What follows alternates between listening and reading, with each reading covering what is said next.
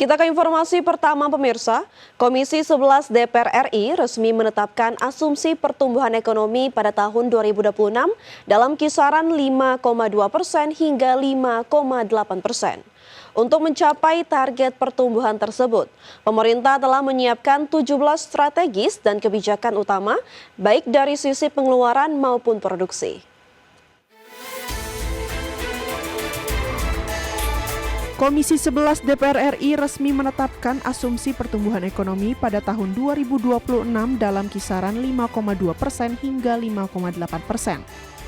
Asumsi ini sesuai dengan desain KEM PPKF 2026, serta masih sejalan dengan target APBN 2025 di 5,2%. Ketua Panja Pertumbuhan yang juga Wakil Ketua Komisi 11 DPR RI, Muhammad Hekal menyebut pemerintah menyiapkan 17 strategi dan kebijakan utama untuk mencapai target pertumbuhan, baik dari sisi pengeluaran maupun produksi. Di sisi pengeluaran, kebijakan diarahkan untuk mendorong konsumsi rumah tangga, belanja pemerintah, investasi, ekspor dan impor.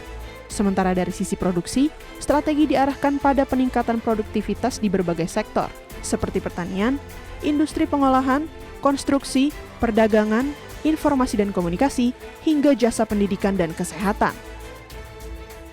Satu, dengan mempertimbangkan peluang ke depan, faktor risiko, serta langkah kebijakan yang ditempuh oleh beberapa negara utama, maka pertumbuhan ekonomi pada tahun 2026 diperkirakan sebesar 5,2 sampai 5,8% dengan memperhatikan roadmap pertumbuhan ekonomi di RPJMN 2025 sampai 2029.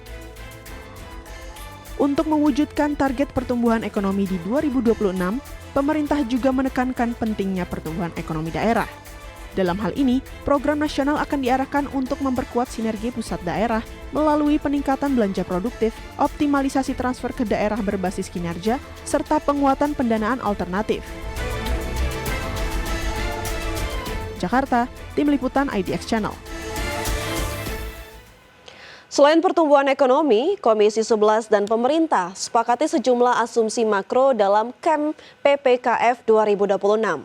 Asumsi-asumsi makro ini nantinya akan menjadi dasar bagi penyusunan nota keuangan dan RAPBN tahun anggaran 2026.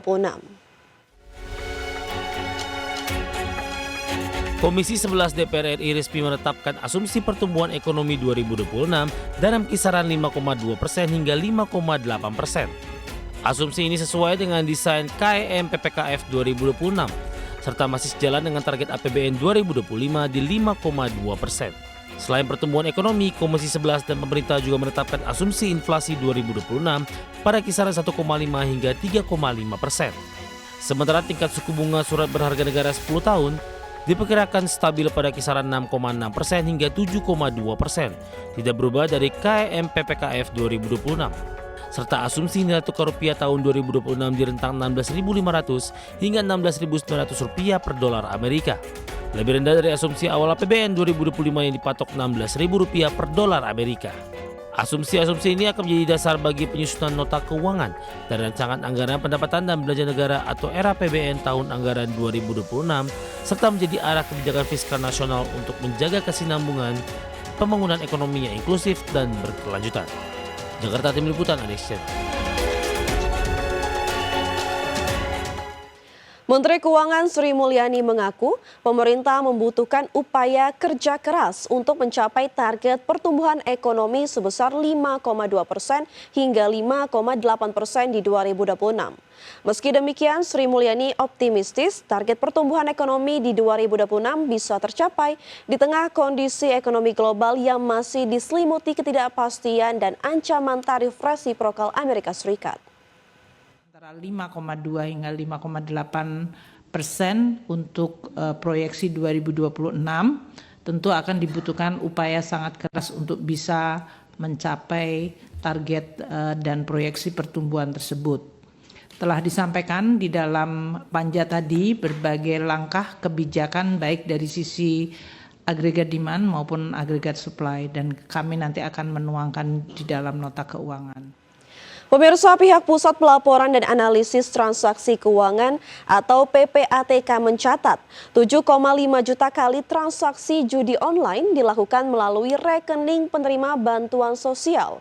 Dari data tersebut, nominal transaksi judol hampir mencapai 1 triliun rupiah. Pihak Pusat Pelaporan dan Analisis Transaksi Keuangan atau PPATK mencatat 7,5 juta kali transaksi judi online dilakukan melalui rekening penerima bantuan sosial. Nominalnya mencapai hampir 1 triliun rupiah. Dari data tersebut, terdapat 571.410 orang penerima bantuan sosial yang juga terindikasi bermain judi online. Berdasarkan data PPATK di 2024, ada 28,4 juta nomor induk kependudukan yang menerima bansos. Sementara itu, ada 9,7 juta NIK yang terindikasi bermain judol. Ketua Tim Humas PPATK, M. Natsir Kongah menilai, hal tersebut bukan lagi penyimpangan administratif, melainkan termasuk penyalahgunaan sistem bantuan negara untuk aktivitas ilegal. Jakarta, Tim Liputan IDX Channel. Indonesia tetap kena tarif resiprokal dari Amerika Serikat sebanyak 32%. Hal ini disampaikan oleh Presiden Amerika Serikat Donald Trump melalui surat kepada Presiden Prabowo Subianto.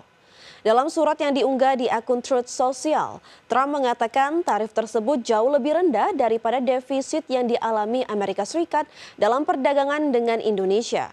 Dalam surat itu, Trump menambahkan barang yang dikirim ulang untuk menghindari tarif yang lebih tinggi akan dikenakan tarif yang lebih tinggi tersebut.